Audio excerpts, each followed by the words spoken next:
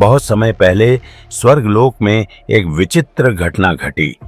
देवताओं के राजा इंद्र के महल से अचानक मां लक्ष्मी का प्रस्थान हो गया। जहां पहले स्वर्ण के स्तंभ दमकते थे, वहां अब अंधकार छा गया। इंद्र ने चिंतित होकर नारद मुनि से पूछा, मां लक्ष्मी ने मेरा साथ क्यों छोड़ा? नारद जी मुस्कुराए और बोले, हे इंद्र, देवी लक्ष्मी स्थायी रूप से वहीं रहती हैं जहां शुद्धता, श्रद्धा और सात्विकता हो। वे किसी एक स्थान से बंधी नहीं रहती।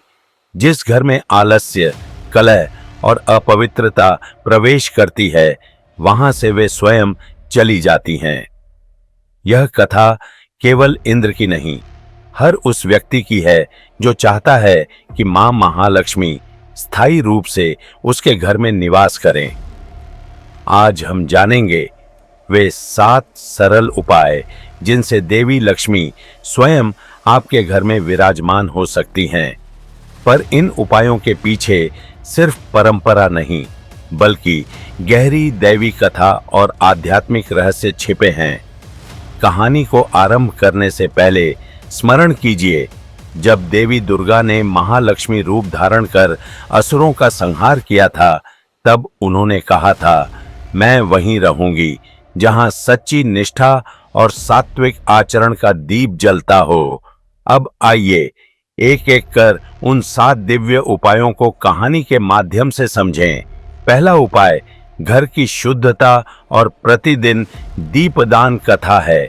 एक बार विष्णु लोक में माता लक्ष्मी ने भगवान विष्णु से कहा, प्रभु, जब कोई मनुष्य सायंकाल के समय दीपक जलाकर मुझे स्मरण करता है, तो उसका घर मेरे लोक का प्रतिबिंब बन जाता है। भगवान विष्णु ने उत्तर दिया, हे देवी, दीपक के प्रकाश से न केवल अंधकार मिटता है, बल्कि मनुष्य के भीतर का तम भी दूर होता है। इसलिए कहा गया है, प्रत्येक सायंकाल तुलसी के पास या पूजा स्थान में घी का दीपक अवश्य जलाए। यह दीपक केवल रोशनी नहीं देता, यह लक्ष्मी का आह्वान करता है।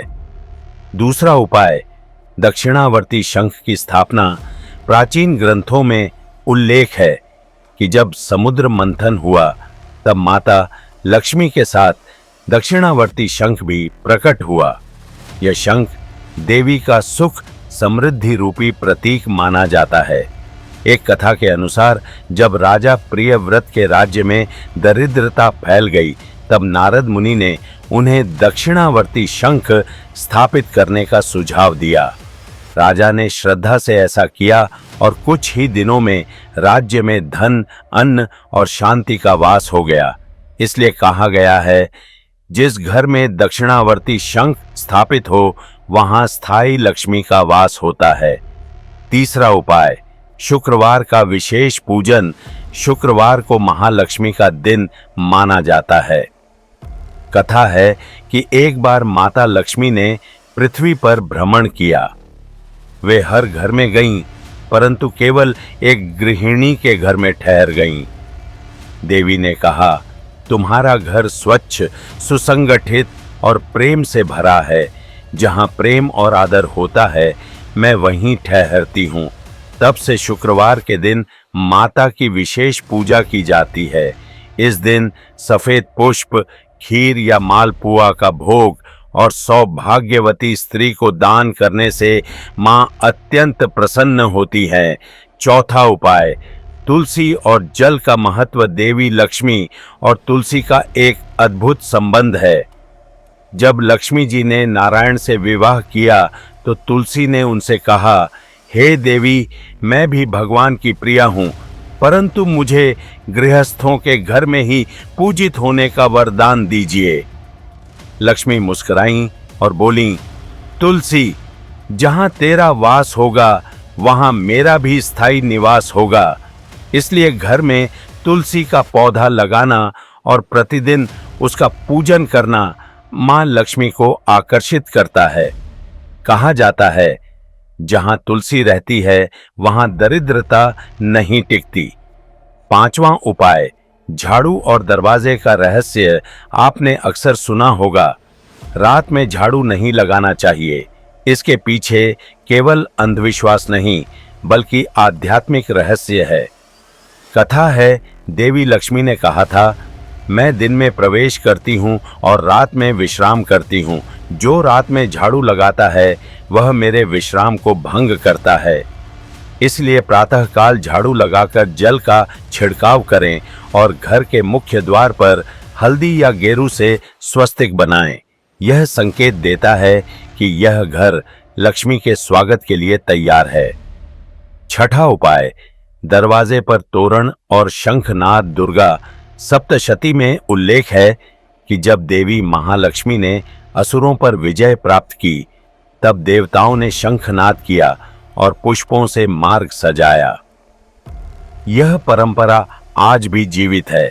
मुख्य द्वार पर आम या अशोक के पत्तों का तोरण लगाना और सुबह शाम शंख बजाना न केवल शुभता लाता है बल्कि घर की नकारात्मक ऊर्जा को दूर करता है, क्योंकि शंख की ध्वनि में वही ब्रह्मनाद छिपा है जिससे सृष्टि का आरंभ हुआ था।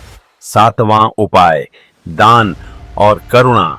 लक्ष्मी केवल धन की देवी नहीं हैं, वे दयालुता और करुणा की प्रतीक भी हैं। एक पुराण कथा के अनुसार जब एक गरीब ब्राह्मण ने अपने पास के अंतिम 2 अन्न कण एक भूखे पक्षी को दे दिए तो रातों रात उसका घर रत्नों से भर गया। रात को स्वयं माता लक्ष्मी उसके स्वप्न में आईं और बोलीं, तूने मुझे भूखे के रूप में भोजन दिया, अब मैं तुझे कभी नहीं छोड़ूंगी। इसलिए कहा गया है, जो दान करता है वही लक्ष्मी का सच्चा उपासक है। दान केवल वस्त्र या अन्न का नहीं, मधुर वचन और सहानुभूति का भी होना चाहिए। इन 7 उपायों में एक गूढ़ संदेश छिपा है। माँ लक्ष्मी केवल धन नहीं देती, वे सद्गुणों की अधिष्ठात्री हैं। जो व्यक्ति ईमानदारी से कर्म करता है, जो अपने घर और मन दोनों को स्वच्छ रखता है, जो दूसरों के प्रति दयालु रहता है, वही उनके स्थायी निवास के योग्य बनता है। कहते हैं कि जब देवी लक्ष्मी किसी घर में प्रवेश करती हैं तो पहले वे दीपक की लौ के पास ठहरती हैं, फिर तुलसी के पौधे को निहारती हैं और अंत में पूजा घर में बैठकर कहती हैं, यहाँ मुझे रुकने में आनंद आएगा।